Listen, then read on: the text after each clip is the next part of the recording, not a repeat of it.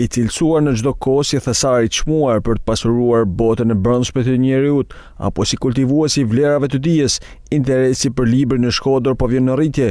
Numri I frekuentuesve në bibliotekën Marin Barleti të qytetit është I konsiderueshëm, diçka e tillë bëhet e ditur nga drejtoresha e bibliotekës Ledja Dushi, sipas të cilës grup mosha që e frekuentojnë janë kryesisht nxënësit e shkollave, të rinj por dhe të moshuarit. Po janë dy grup mosha njëherë kryesore.